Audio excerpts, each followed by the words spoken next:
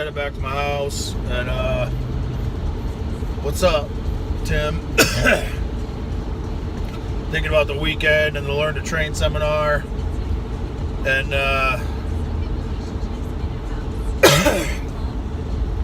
yeah, I'm bored. Driving, I'm bored. Thinking about the Learn to Train this weekend, and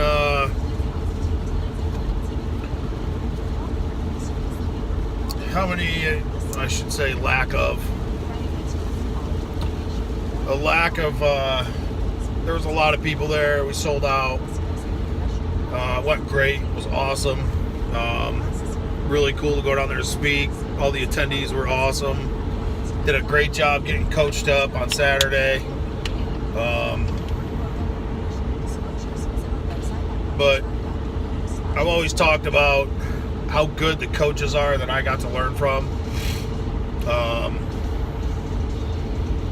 Like literally some of the best lifters ever in the world, some of the top strength coaches ever. And that's not just my opinion. That's kind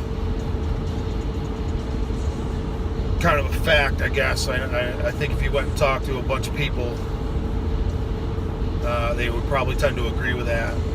But on Saturday, as we're coaching, like, gets to a point where you get fucking tired, right? So, and I had some other really good coaches in my group, so I'm not going to stand there and talk the whole fucking time. So I step back a little bit, you know, let them do a little more talking, a little more coaching.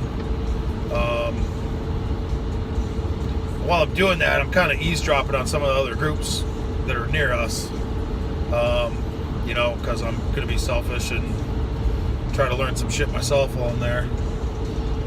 And as I'm listening, I'm just thinking, there's some really, really good fucking coaching going on right now.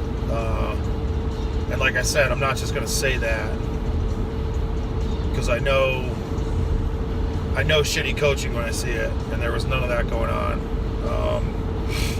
So I'm listening to these other people coach, and I'm stealing a bunch of shit, and I'm just thinking to myself, why aren't there more strength coaches here? Like, I know we had a lot of private sector, and I know a lot of strength coaches are busy at school this time of year. I get that. But it just, I always said, and I will always say, you can help your athletes the most by making sure they're doing the lifts correctly and have the right intent on the bar. So it just, I don't understand. I shouldn't say I don't understand. My thought is, I'm sitting there listening to these strength experts, like some of the best lifters and coaches in the world, show these people how to lift, and of course my brain goes back to my old self, like how much this could help out a strength coach, right? Just learning how to do the lifts really well. Why aren't there more here? You know, like, we got all these coaches going to Altus because there's all these track experts down there, which I get. Speed's important, right? That's very important. I get it, right? And we get these coaches that go spend a weekend on, you know, at a conference or whatever. But I'm just thinking to myself, while I'm stealing all this shit from all these really good coaches, I'm like, man, this is where the fucking people need to be. So my whole point is, we're going to get this going, and we're going to get more of these, and we're going to get more coaches there, because we can help more athletes that way. Dave sent us, all the coaches, an email thanking everybody, right, for their time and everything this weekend and all the help.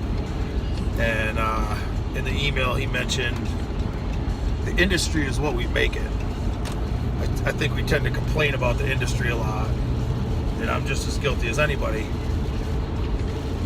But in the email he mentioned the industry is what we make it, and that really clicked with me. So we're gonna fucking bring the strength thing back, and we're gonna bring back the fucking emphasis on strength, because that's how we're gonna help athletes. So that's my fucking mission. That's what I'm fucking doing. That's what we're gonna make happen, because that's what needs to happen.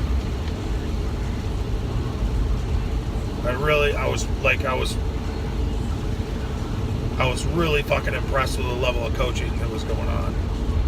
Really simple, easy stuff that can make a ton of difference in the weight room. It was cool. It was cool to be there and listen and be able to learn, because I know I picked up a lot. Oh, we got a question? Give me a question.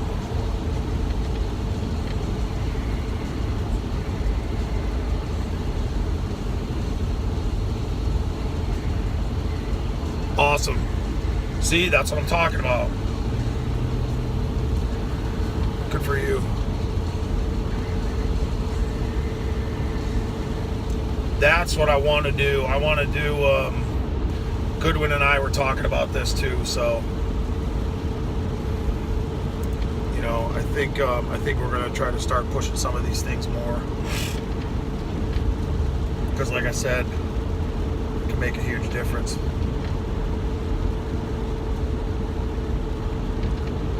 Weekend that I didn't talk enough about was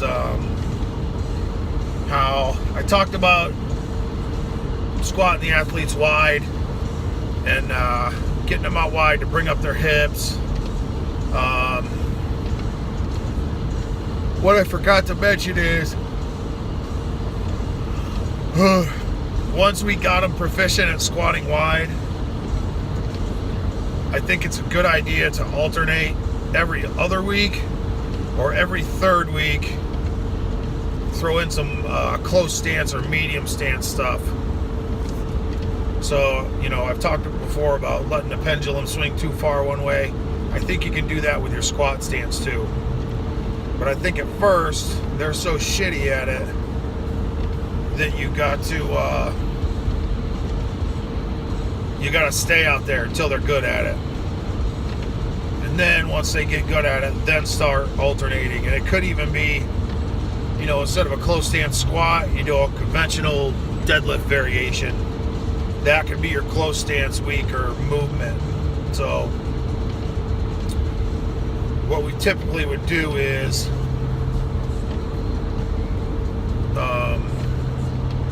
teach them on speed work for 2 or 3 weeks. That light's bugging the piss out of me. Teach them on speed work for 2 or 3 weeks. Get them right. And then after 3 weeks, we could start working them up a little bit on their lower body stuff. At that point, I would still stay wide. Right? So you got a couple, 2 or 3 more weeks where you're just wide. So we're at a total of about 6 weeks now. At that point, they're usually pretty proficient at the wide stance, heavy stuff. So then I would start putting in some close stance work every, like I said, every other week, or maybe every third week. Because if you constantly go wide and you're not wearing briefs, you know, you throw in sport practice and all that other stuff, I think it can kind of tend to beat their hips up a little bit. But what we would do, so speed work would always be wide because it's lighter weight, it's not going to trash their hips. That's fine to stay out wide all the time on that stuff. But on your heavy days, throw in a close stance thing there every once in a while, kind of give them a little break. And our sumo speed pulls would kind of follow that same exact progression. Take about 6 weeks to learn it and progress them on it. And then once they get that down and look good with it, you know, you can alternate or maybe even go, you know, 3 weeks of a conventional pull or something to kind of give them a little bit of a break. So that's something I left out on my lecture this weekend. I wish I had. I mentioned it real quick, but I wanted to spend more time on it. And I just got fucking yammering and kind of forgot. So that's how you should do that.